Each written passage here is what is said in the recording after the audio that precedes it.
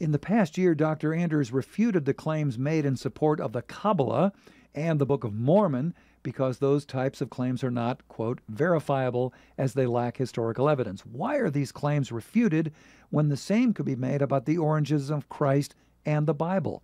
The historical evidence provided in support of Christ can only be found in the Bible, which in turn leads to circular reasoning, because the only way to prove the veracity of the Bible is by asserting that the Bible is infallible.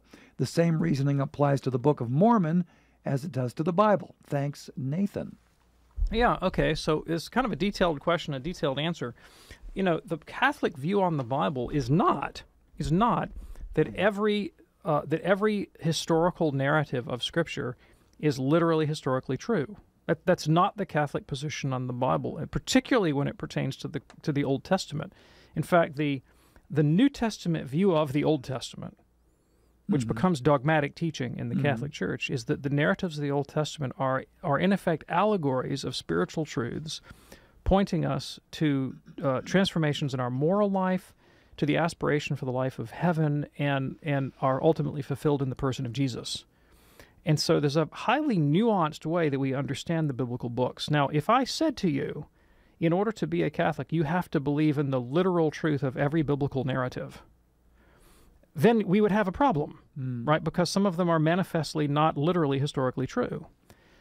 So if, in the case of the Book of Mormon, for instance, Mormons are free to correct me if I've got this wrong, right? But there are representations about actual history, in particular as pertains to, say, the Native American populations of North America, that one is obligated to believe, right? These things are held to have happened in the locatable historical past that are manifestly false.